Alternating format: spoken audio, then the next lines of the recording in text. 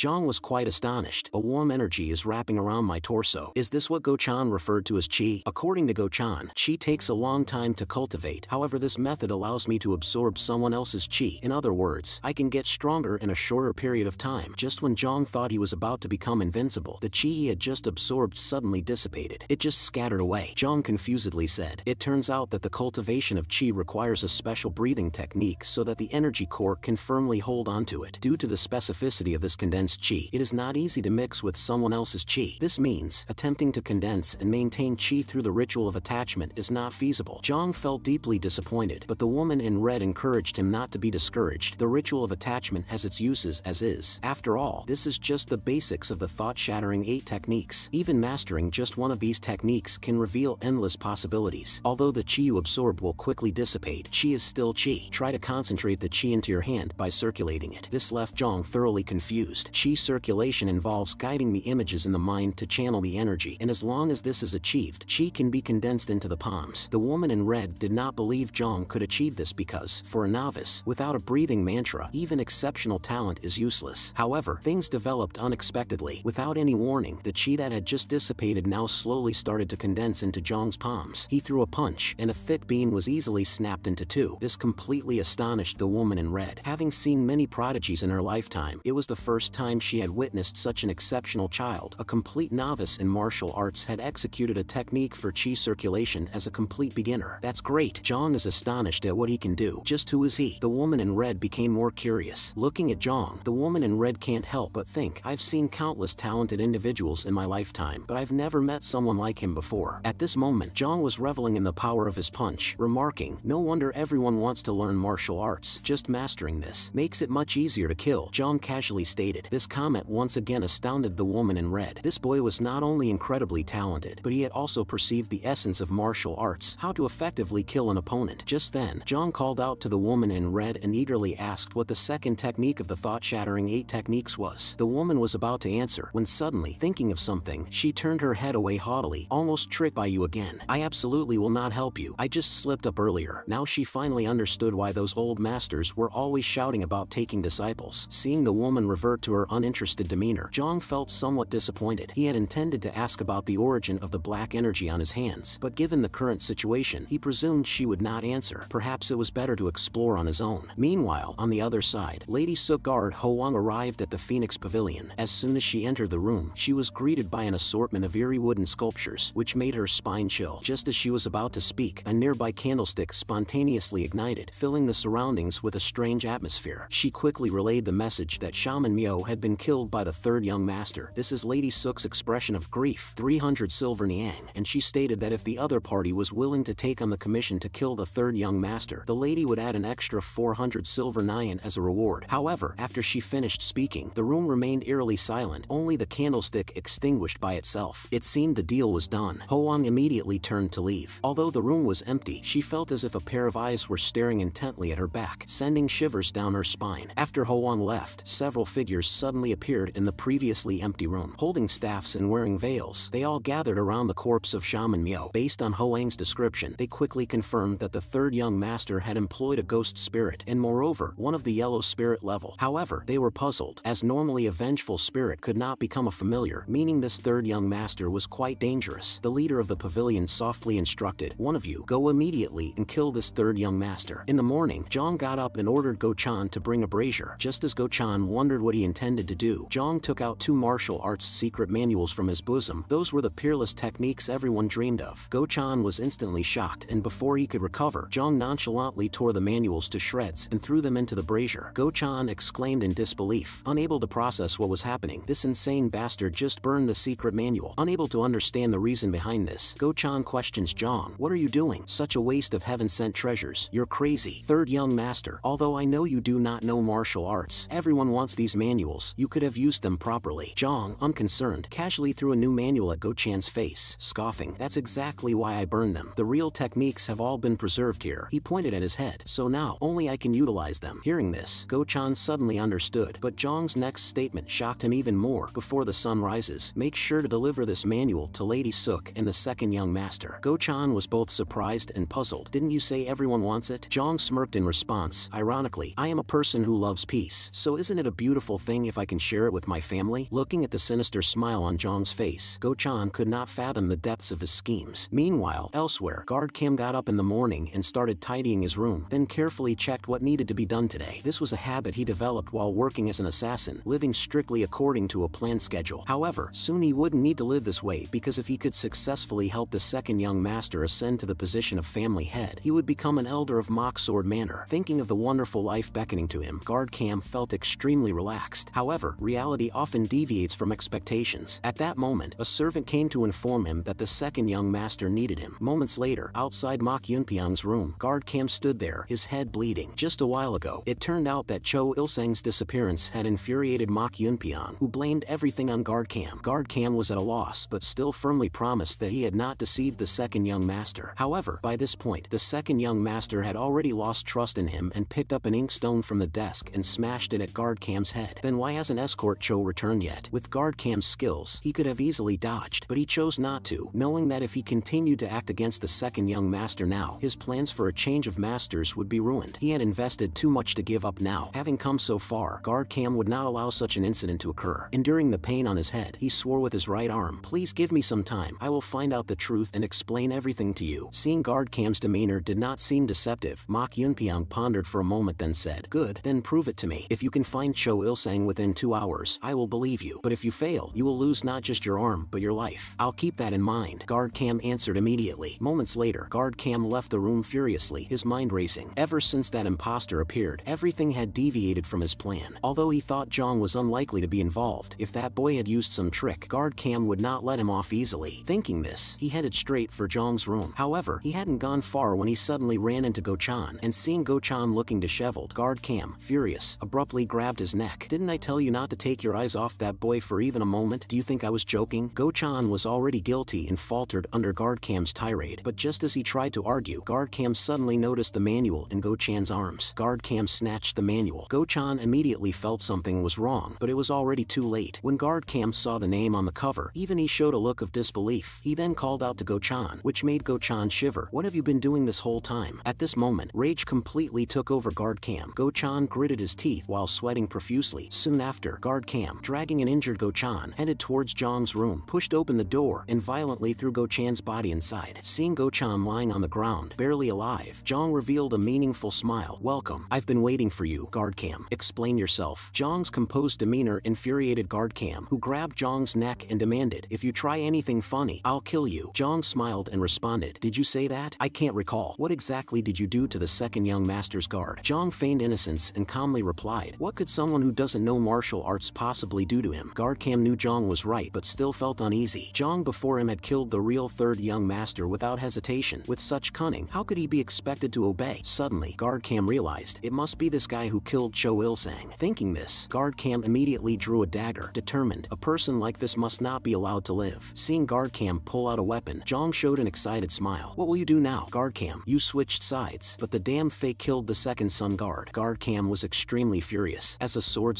crossed, blood splattered. However, Zhang did not die. With eyes full of reluctance, Guard Cam growled, "For 3 years. Do you know how I survived these 3 years? To get into Mock Sword Manor, I spent all the money and time I had. Every day, I had to do various chores, and it was hard enough to make it till now. But now you've ruined everything, so I must kill you, or I too will die here." Guard Cam roared in anger, "I'm going to kill you and leave. I have no other option." At that moment, an idea suddenly flashed into his mind. "No!" Guard Cam shouted, which startled Zhang. "Cho Il-sang's already dead. There's nothing that can be done about that, but there is something that can replace him." At that moment, Guard Cam pulled out a manual from his bosom. "But now, you still have one chance. Tell me where the rest of the manuals are. Maybe then, I'll spare your life. You have it, right? Answer me." Seeing Guard Cam finally showing his true colors, Zhang smirked coldly, but still maintained an innocent appearance. "I don't know what you're talking about." Seeing that soft tactics were ineffective, Guard Cam once again pointed the dagger at Zhang's neck, threatening, "If things go wrong for me, I can just kill you and leave. But who knows? It might change my mind if you give me the rest of the secret manual. But if you keep lying that you don't know, you're going to die a terrible and slow death filled with suffering. So you better give it up while I still have my patience." Zhang sighed lightly. "All right, I'll give them to you now." Hearing this, Guard Cam instantly became excited, hastily reaching for the manuals from Zhang. But the next second, Zhang placed his own hand on Guard Cam's, smirking coldly, "Now, I've given them to you. The manuals are all in my mind." Guard Cam flew into a rage instantly, ready to punish Zhang, but Zhang suddenly gripped his hand tightly. A strange power suddenly emerges, and Guard Cam is utterly utterly shocked. Thought-shattering 8 techniques. First technique, attachment, and guard cam's chi began to flow continuously into Zhang's body. Zhang stated coldly, I was considering who to use this trick on, but you've come to me voluntarily. I'm so grateful for that. Guard cam was shocked, trying to withdraw his hand, but no matter how hard he tried, he couldn't pull it back. In panic, guard cam raised his dagger and stabbed towards Zhang. Fortunately, Zhang dodged in time, avoiding the lethal strike, but in that instant, their hands separated. Then, guard cam kicked Zhang flying, but by then, he had lost sensation in his hand. Although he didn't understand how the other party did it, he knew that if he delayed any longer, his life would be at risk. As expected of a first-rate martial artist, that wasn't enough. Sensing the overwhelming killing intent, Zhang realized that the tricks he used before were not enough to confront a top-level master. I'll have to find a different way to kill you. At this moment, filled with murderous intent, guard cam had no hesitation, raising the dagger to completely eradicate Zhang. Zhang decisively summoned Demon Monk. With a low chant, guard cam's hand was weirdly suspended in midair. Just as he wondered what was happening, Zhang quickly grabbed the fallen dagger.